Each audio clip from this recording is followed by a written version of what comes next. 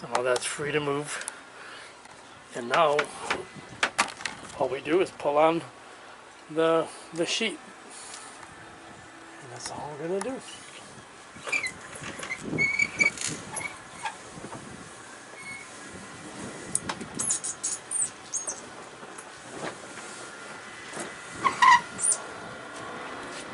Okay, so this is what it looks like with the sail all the way out.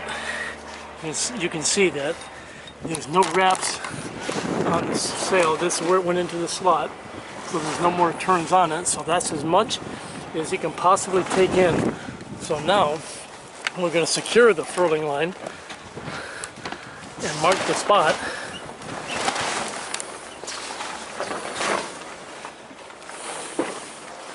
And then take it back in. We don't need a sail out here beating itself to death. Okay, so now I'm going to put a couple turns on this, because that's what I normally do at sea. And then I always put a cleat hitch on the end so I can control it. I'll tell the story about that someday. And that right here is as far as I need, and the rest of this is leftover line. So I am going to mark this spot with a piece of tape for now, and then we're going to go get the sail back in.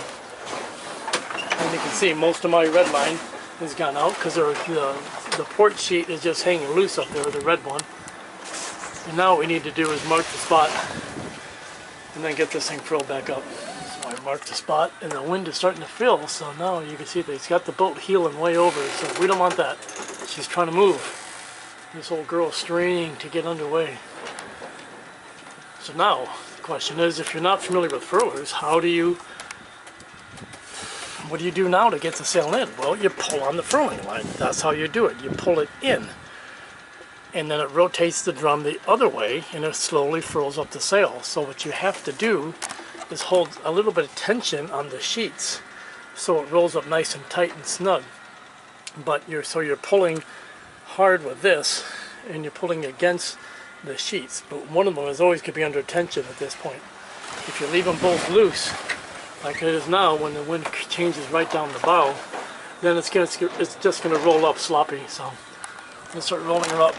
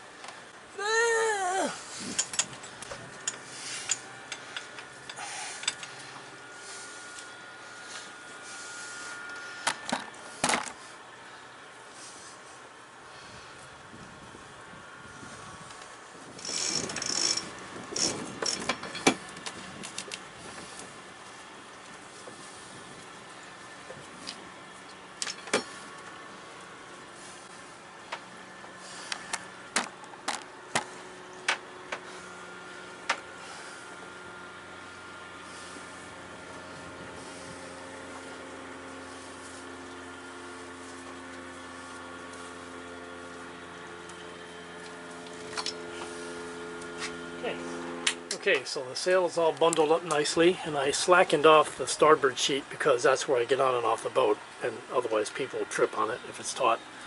The red one is taut, and the green port sheet is taut because she's holding the sail snug. So right now, the red one is kind of fighting the furling line, which I ought to clamp down. It's because we don't want the sail to come in and go out. And I have seen sails get loose in a blow before. I put that on one of my episodes from Scotland before. So you can see I got a couple of turns on the sail, and that's kind of the way I like it. And I'll point out that last week I mentioned that somebody had passed by thinking I was going to cut the line right here in the cabin, and I said no, because all of that ended up getting taken in.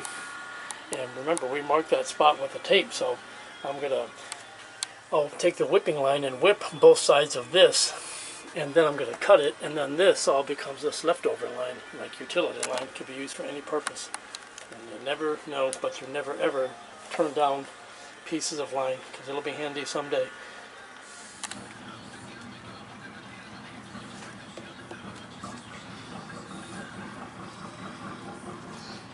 Okay, so the whipping here, and we're going to go ahead and just cut right in the middle, and then to get my lighter. And always sharpen your knife before you do a job like this.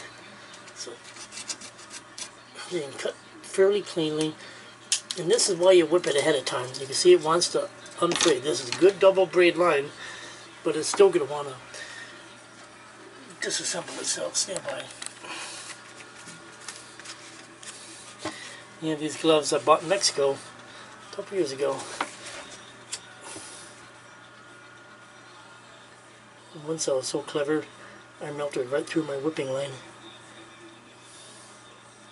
Oh well.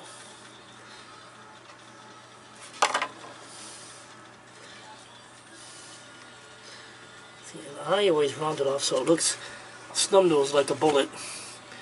I don't like the sharp edges at all, like you get when you...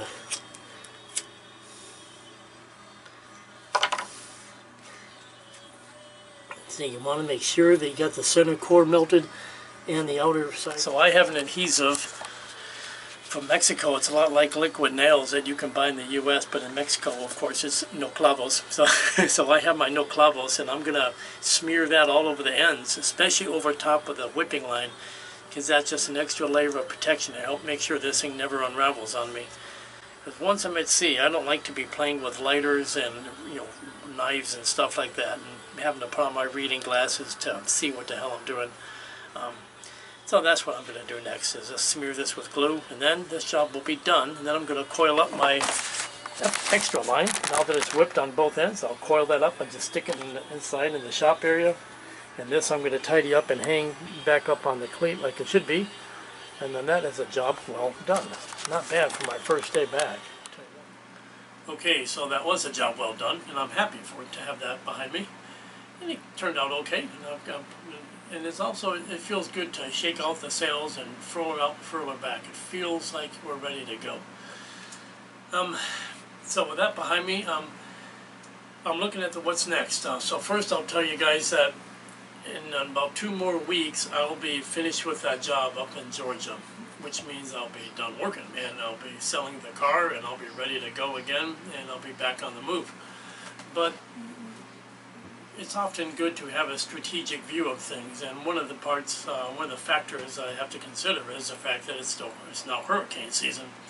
There's already been, I think, 2 named storms in the Atlantic side, and there's one in the Pacific side right this moment. So the prudent sailor would always consider, what should I do considering hurricanes? Leaving a boat in a marina like this through hurricane season is kind of suspect, because if I got trapped in here during a hurricane, I mean, you could be destroyed in a marina like this. That's one thing. I've seen boats pounding up against the pilings. They go bam, bam, bam, and that's not good for any boat. So think about what I'm going to do for hurricane season. That's part of what I have to decide. I do have a trip outside the country that I need to take in late August, so I need to have the boat secured while I'm gone. So I'll be gone during hurricane season, which is not what I wanted, but I'm thinking about that. And also I'm thinking about the fact that I need to do a boatyard visit sometime in the next 5-6 months, and I have to decide when exactly and where I want to do that. So, let's talk about boatyards first, and I'll just start frankly with what it costs. What does a boatyard cost?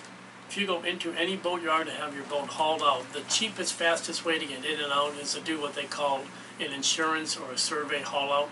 Suppose you want to buy a boat and you want to see what she looks like underwater, and you want to get your insurance company to do the survey. If you could insure a high-end boat in the US, you almost always have to get a survey.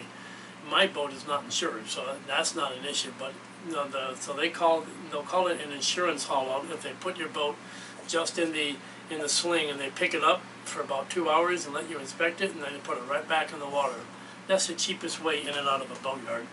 But in my case, I want to haul out the boat to do work, namely the bottom paint and the anode on the shaft at a minimum. Those are the things I must do.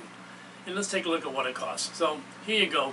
I've categorized the boatyard costs in Florida and the U.S. and they're kind of like this. A haul out and a launch. Some boatyards charge them both together, with the implication being that if you haul out, that at some point you're also going to launch. So it might be you get both for one price. In some cases they treat them separately. You pay for the haul out when you haul out, and later when you launch the boat you pay for that separately. When they haul your boat out, they always include a pressure washing charge, always, even if you don't have a very dirty hull. And the blocking is not free. So I can't imagine anybody hauling out the boat and not blocking it and storing it, because that's the whole point. But the blocking is something they charge separate for. And storage, we'll get to storage in a moment. Bottom line, it could be, you know, by the day, it could be by the week, it could be by the month, and you have to be able to do math to figure out what's the best way. In almost all cases, it's cheaper by the month, of course. For the other fees, I'll include just, you know, one really obvious one, and that's environmental fees. Almost all the boatyards will charge it, and it's supposedly to offset the cost of them having to deal with all your waste, you know, petroleum products or other hazardous waste. And maybe that's fair, you know, but you're going to pay that either way. Okay, and weird rules we'll get to in a moment. Okay, so boatyard costs. So what are the actual numbers? And I did a quick search of about 3 or 4 different boatyards up and down the east coast of Florida. And it's cheaper if you go up on the St. Johns River, I'll tell you right that. If you're downtown in Miami or Fort Lauderdale, it's the most expensive, and I suppose that makes sense. Real estate is much, much more expensive, and if you have a 2-acre boatyard, you know, you need to make money just to pay your property taxes, and that's just the way it is. So we'll get to decision making in a moment. So what I saw is a range of anywhere from $3 to $10 per foot for the haul out. And it's at the high end. My boat's 37 feet long, so that's $370 for the haul out and launch. This is that's at the high end. Pressure wash, $4 a square foot is a high end, $148. And blocking the boat for me, for my boat, again, $6 per square foot is a high end, and that would cost me $222 just for the haul out and the pressure wash and the blocking. And now let's get into storage. If you're on a daily rate, I've seen everywhere from $1 a day to $2 a day for dry storage. Okay, and I should point out that's $1 or $2 per foot per day. You know, and that's almost the same as what it is in a wet slip marina. If you're pulling in to spend a couple nights in a nice marina, you're going to pay anywhere from $2 to $4 per foot per day. You know, to stay. You know, about $100 a day. You know, in many cases.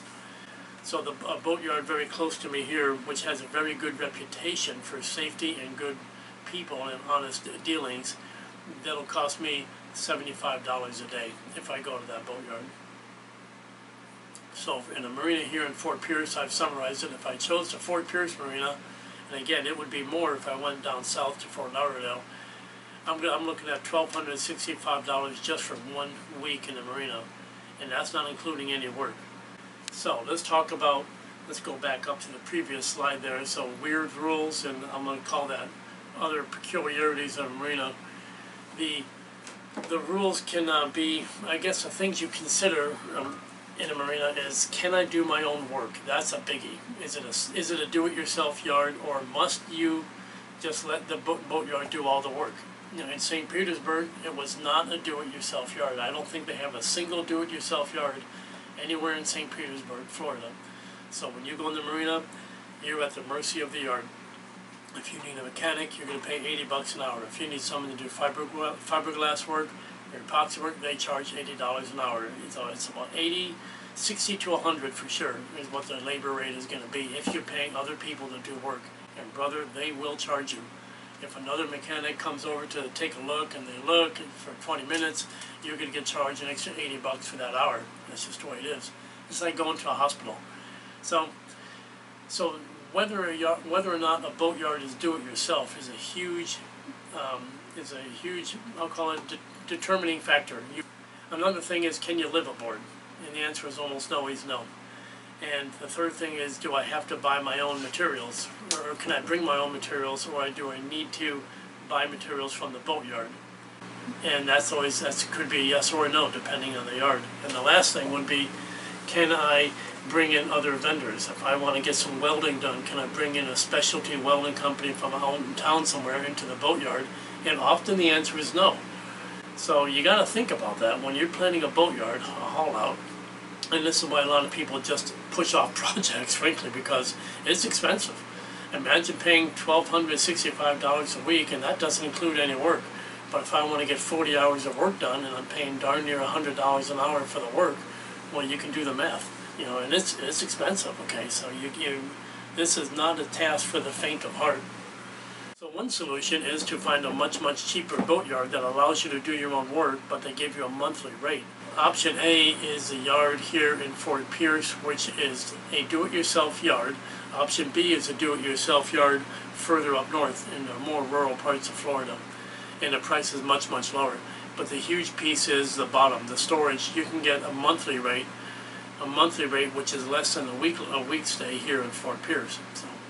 So on the one hand, I could stay here in this marina until after I travel overseas, and when I come back I can leave this marina, then just go down to the Keys and live at anchor and just clean the hull myself. Can do that. On the other hand, I could leave here immediately after I get back from the job, head up to the St. Johns River. We take about 3 days and just hang out there at anchor until it's time to go into the boatyard. Even if it's October, then do about a month or so in the boatyard, get all the work done I've always wanted to do, and then get out of here, and it's still not too late to head for the Bahamas. Maybe that's the best play. Of course, I have obligations, and I need to travel out of the country at the end of August, which means while I'm gone out of the country, I need the boat someplace secure. I can't just let it sit at anchor while I'm out of the country, because there's nobody to take care of her. And that goes no matter where I'm at, whether I'm here in Fort Pierce, or whether I'm up in the St. Johns River, or whether I'm down in the Keys. All of those need to have a marina option.